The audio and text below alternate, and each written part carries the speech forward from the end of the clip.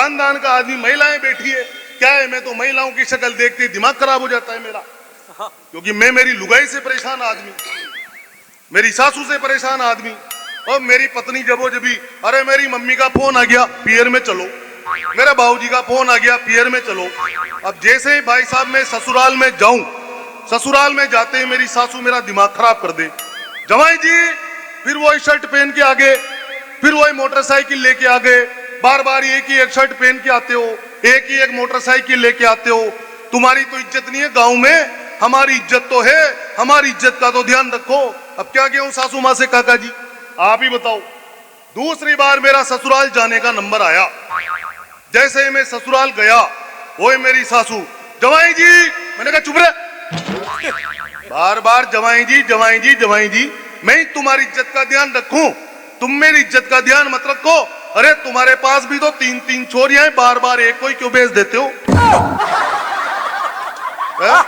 दिमाग खराब हो जाता है भाई साहब मेरा, क्या मतलब है। एक दिन मैं टोटल गुस्से में फड़फड़ा गया मेरा शरीर, डायरेक्ट गया मैं सासू के पास, मेरी पत्नी को क्यों, भाभी जी सही कह रहा हूं मैं आपको, मेरी पत्नी को क्यों, अरे मैंने कहा तनु की मम्मी खाना बना दे, अजी का आज तो मेरे हाथ दुख रहे हैं, अरे मैंने कहा तनु की मम्मी मेरे कपड़े धो दे, अजी का आज तो मेरी कमर दुख रही है, कोई काम नहीं करती भाई साहब, पड़ी रहती है खा पी करके, दिमाग तो मेरा खराब था ही सही। एक दिन पहुंच गया डायरेक्ट मैं मेरी सासू के पास, और जाते ही मैंने मेरी सासू को कहा गुस्से में फड़फड़ा कर, मैंने मेरी सास को कहा जी सासू माता सुनो, आपने जो प्रोडक्ट दिया है अभी मंद है, और सर्विसों में मांगता है बार बार खर्चा ज्यादा, खरीदे हुए तो अभी हुए दिन चंद है, कंपनी का लाभ नहीं मिल पा रहा है मुझे, दूसरा प्रोडक्ट दे दो काम सारे बंद हैं। और सासू माता बोली अब कहां से लाएंगे प्रोडक्ट, सन बाण में से कंपनी का काम बंद है। ताली बजाओ जोरदार एक बार, मजा आ रहा हूं। बच्चे कविताएं सुन रहे हैं, लोकेश जी दिनेश जी आपको बधाई देता हूं मैं। अरे आपने यहाँ पर माता जी के दरबार में हिंदी माता का कवि सम्मेलन कराया यार, हिंदी माता का कवि सम्मेलन कराया, बमुलिया के बच्चों में संस्कार पलेंगे, वरना बाबूजी धोती वाले बाबूजी और टीवी चैनल वालों को देखो, वो 2-2 कोटी के टीवी चैनल वाले, रात को कोई सा भी चैनल लगाओ, आधे आधे कपड़ों में छोरियां नाचती हुई नजर आएंगी आपको। अबे बात बाबूजी को पता लगी, मैं सही कह रहा हूं आपको भाई साहब, सही कह रहा हूं लोकेश जी में आपको यार, कोई सा भी चैनल लगाओ, आपने तो बढ़िया कवि सम्मेलन कराया। मेरे साथ एक समस्या होगी, एक दिन ऐसे ही हुआ, मेरी लुगाई गई पियर में, मेरा छोरा इधर सो रहा, मैं इधर सो रहा, रात को 12 बज रहे, काका जी मैंने भी सोचा का आनंद लो, बढ़िया चैनल लगाया, टीवी पे चल रहा था आधे कपड़ों में गाना, वाह करो, टीवी पे चल रहा था आधे कपड़ों में गाना, बेटे ने कहा दूसरा चैनल तो लगाना, राजू तू सो जा बेटे ये गरीब लड़की है, ज्यादा गरीब आए पापा मुझको जगाना। क्या कर लोगे आप बच्चों का बताओ, ऐसे ऐसे बच्चे हमारे बीच में। अगर इस बार जो तुमने ताली नहीं बजाई तो तुम्हारी कसम यही फचीट खा के मरूंगा अभी। मैं फिर मेरे को गुस्सा आ जाता है, मैं पंडित आदमी, मेरे दिमाग के तार टच होते हैं, मैं फोल्ड लाइन पे भी भाग सकता हूँ, फिर भी ताली नहीं बजाए तो मैं वहीं आके अभी अजगर डांस करके दिखाऊंगा तुम्हें, मैं नाचने लग जाता हूं, मेरा दिमाग खराब होता है यार, क्या करूं। 2-2 कोटी की, पहले ही देश की व्यवस्थाएं सही नहीं है, वो भाभी जी 2 बच्चों को लेकर के वापस जा रही है, बताओ आप, बैठ जाओ भाभी जी, हमने क्या बिगाड़ा आपका, आराम से बैठो, कवि सम्मेलन का आनंद लेंगे यार, हंस तो रहे हो। काका जी अब आप एक बार बताओ, तू इसका वॉल्यूम तेज कर दे बढ़िया, काका जी एक बार बताओ, सारे कवि बहुत बढ़िया कविताएं पढ़ रहे हैं, ये आप ऐसे ताली वाली नहीं बजाओगे, वहां तक प्रतिक्रिया तो पहुंचाओ रे।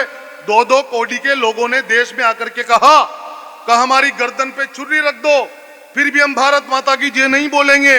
उस 2 कोटी के व्यक्ति ने कहा टीवी चैनल पे आकर के, तब मुझ पंडित कवि देवेंद्र वैष्णव ने जवाब दिया उसको, वॉल्यूम तेज कर। 2 कोटी के लोगों ने कहा टीवी चैनल पे आकर के हमारी गर्दन पर छुरी रख दो, फिर भी भारत माता की जय नहीं बोलूंगा। अगर ये 4 पंक्तियां आप लोगों की तरफ से सही सही उस 2 कोटी के व्यक्ति को दे दी हो तो आकाश भर हाथ उठाकर तालियां बजा करके बताना पंडित को। मैंने कहा उसे कि मछली की आंख भेद पाए वो ही पार्थ होगा, चक्रव्यूह तोड़ने को अभिमन्यु बोलेगा। आपकी देशभक्ति को आमंत्रण दे रहा हूं मैं। मछली की आंख भेद पाए वो ही पार्थ होगा। चक्रव्यूह तोड़ने को अभिमन्यु बोलेगा और भुजाओं में बल जिसके भी होगा हाथियों का, दुशासन की छाती के द्वार वो ही खोलेगा। सत्य की परख जिसको भी हुई आज तक, अश्वत्थामा हतोहत युधिष्ठिर ही बोलेगा। और चार बाप वाले के तो वश में नहीं है बात, भारत माँ की जय तो एक बाप का ही बोलेगा।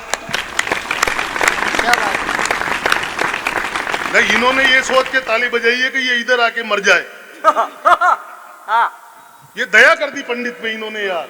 बहुत सीधा आदमी, पंडित आदमी, क्या बात करें अपन फालतू की बातें। ये थोड़े काका जी पाँव वाँव समेट के बैठो यार, आराम से बैठो। आप मेरे को ऐसा लग रहा है कि आप तो अकबर बादशाह और मैं अनारकली हूँ। आराम से बैठो, बड़ा पैर वेर समेट के, कोई दिक्कत नहीं है। बढ़िया है, फैला लो। चलो आप फैला के बैठते हो तो बहुत बढ़िया बात है। ये अंग्रेजी के टीचर हैं सर। ये क्या है कि बच्चों को अंग्रेजी पढ़ाते हैं। अब देखो आप, इन्होंने ऐसी अंग्रेजी पढ़ा दी कि अंग्रेजी का प्रभाव देखो आप हिंदी भाषा पर। एक दिन मैं निकल गया दिनेश भाई साहब के घर पे, वहां देखा तो मैंने कहा, अरे वो कहाँ है दिनेश जी? तो ऊपर कोचिंग पढ़ा रहे हैं। और मैंने कहा अच्छा। मैं ऊपर ही पहुंच गया, वहां मैंने दिनेश जी देखे। कहा और पंडित जी आ गए? मैंने कहा हाँ। कहा यार बैठो बैठो। अरे मैंने कहा यार क्या चल रहा है यार? कहा अंग्रेजी की कोचिंग है अपनी यार। और मैंने कहा अरे गजब पढ़ाता हूँ कि मैंने कहा अच्छा इतना बढ़िया पढ़ाते हो? कहा तो मैंने कहा यार मैं बच्चों से 2-4 प्रश्न ही पूछ लूं। एक बच्चे से पूछा मैंने कहा अरे बच्चे तेरे पिताजी का नाम क्या है? अब देखना आप, अंग्रेजी का हिंदी पर प्रभाव। अब मेरे पिताजी का नाम? मैंने कहा हाँ। अब ब्लैक एंड रेड। मैंने कहा अरे क्या? काड़ूलाल। दूसरे से पूछा, मैंने कहा अरे तेरे पिताजी का नाम क्या है? 11 राम। मैंने कहा अरे क्या? 11 राम। तीसरे से पूछा, मैंने कहा अरे तेरे पिताजी का नाम क्या है? डायमंड लाल। मैंने कहा अरे क्या? हीरा लाल।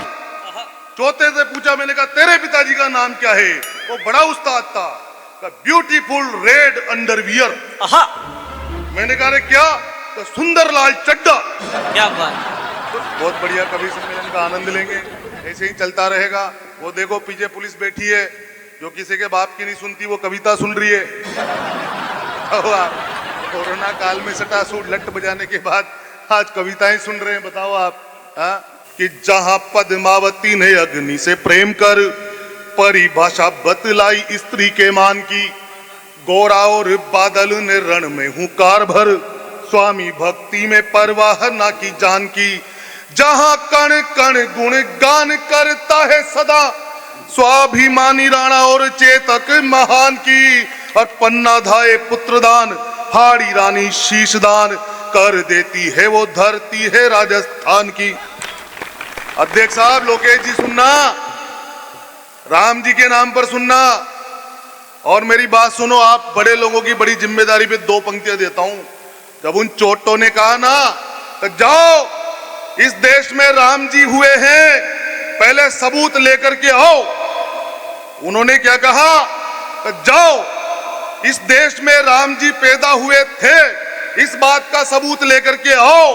तो मैंने कहा रे चोटो, तुम्हारे बाप की औलाद हो, पहले इसका सबूत बताओ।